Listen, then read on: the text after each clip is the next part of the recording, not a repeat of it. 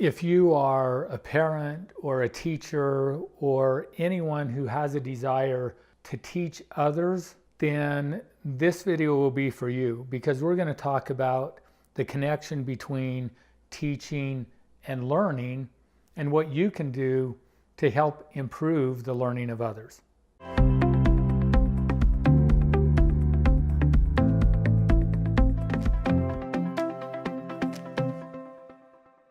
Teaching and learning, those two things seem to go hand in hand because you can't have one without the other. Here's the question, and what is your belief about teaching and about learning? The first question that I have is, if you want to teach somebody else anything, whether that's a subject in school, whether it's a behavior or an idea, how do you go about teaching them, and what is your belief about your ability to teach them? Because the question is, can you teach anybody anything? And think about that for a minute.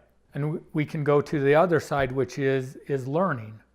So, can you make me learn anything? Do you have the ability to do that? The truth is, you don't, because again, we live in a world that is governed by laws or principles, and one of those principles is control. So you can't control me, you can't control my thinking, you can't make me do anything. So if I have a desire to not learn, there's nothing that you can do to make me learn. Does that make sense? So oftentimes, if we're a teacher and we want to teach others, we take on the responsibility of their learning. And it doesn't matter how much we want to do that, it's impossible to do it. And I've seen this over and over in my life. So we have a residential treatment program for teen girls. And many times we have young women that come into our program that are failing in school. And they have convinced everybody that they can't learn, that they can't do it. And oftentimes it's math, but it can be almost any subject. And we'll have students that come in that have gotten qualified for special education, or they have a 504 plan. The teachers have done everything in their power to help these young women learn. So they've changed up the way that they teach. They've reduced the amount of work that they need to do.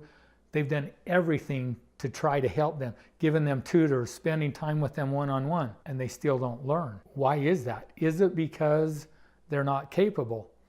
Well, what we have seen is because in our program, we don't enable people. We have a belief that every one of us are capable of doing and achieving anything that we want to in life. So if we have a strong enough desire to accomplish something, I'll figure out a way to make it happen. Think about that in your life. When you want something, when you want it bad enough, do you do whatever you need to figure it out?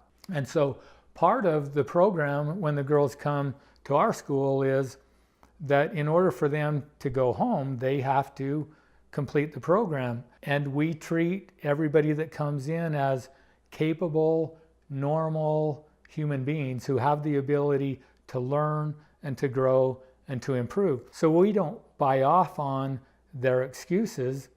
We just believe in them and encourage them to believe in themselves and don't enable them. And we have never yet had a student that has come in not be able to learn and to do what they need to academically to progress through high school. And that's important to know and understand, because if you take on the responsibility of others' learning, you're going to find yourself frustrated and doing things that probably will invite more of what you're already getting in that relationship instead of inviting learning. So it's important to understand what you can control and what you can't control.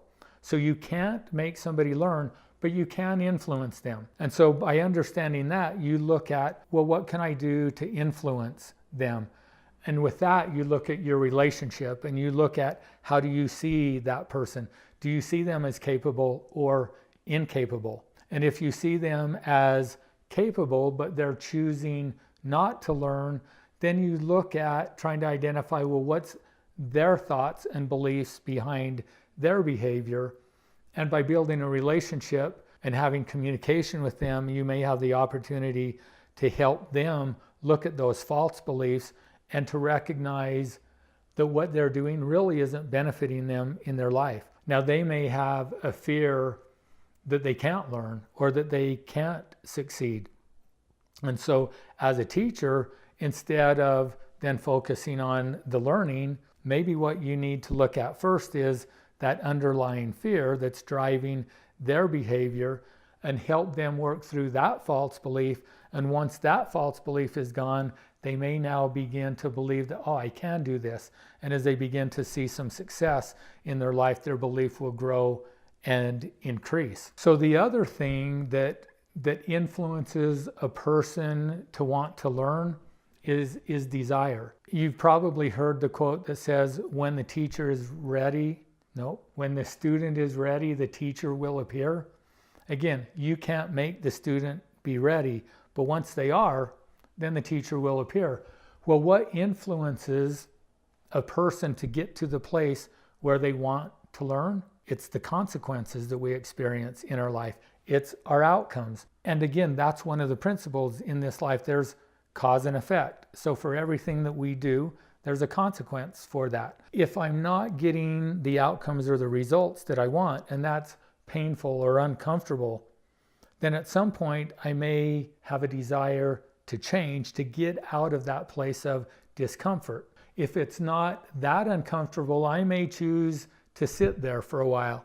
And so as a parent or as a teacher, I need to look at, are there things that I'm doing that is allowing my child to stay in that place of comfort?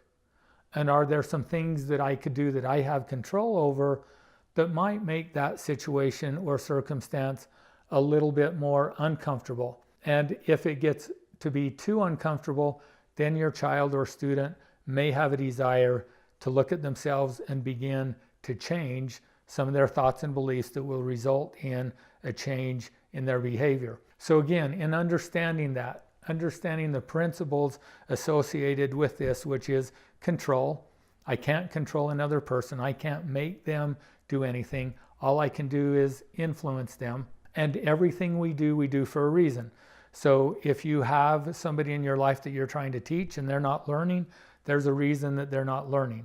And so instead of just trying to force it or to learn for them, so to take things away to make it easier, all we're really doing when we take things away is we're enabling them so they don't learn.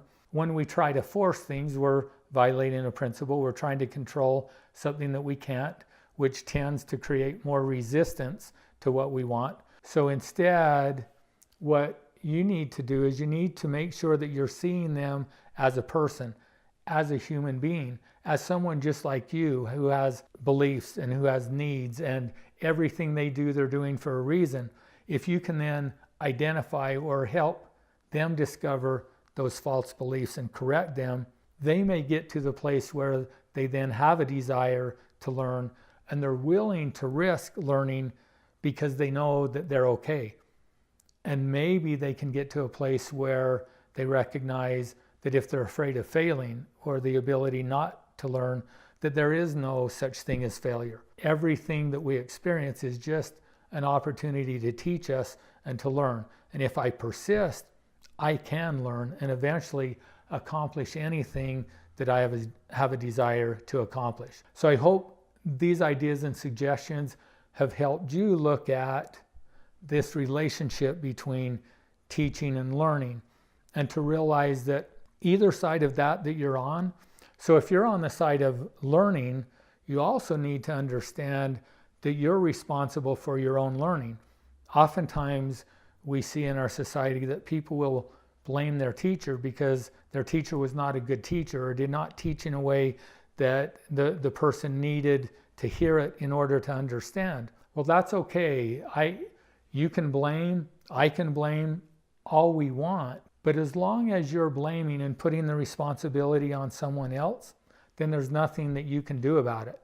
As soon as you're willing to take responsibility and accountability and to understand that learning is your responsibility, as soon as you do that, then you'll begin to learn whatever you need to help you learn whatever you may be struggling with to make the changes and achieve whatever it is that you want to achieve in your life. So again, either side of this that you're on, the learning or the teaching, hopefully by understanding these principles, it will give you ideas of what are the thoughts and beliefs that I have that may be out of alignment with truth or principle, and how can I change those, which will result in me behaving differently to give me the outcomes that I'm really striving for. Thanks for watching today. Be sure and subscribe to our channel if you want to know more about principle-based living and who we are and what we do and what we offer. Visit our website, you'll see it listed below. And if you're watching on LinkedIn, make sure that you follow me here.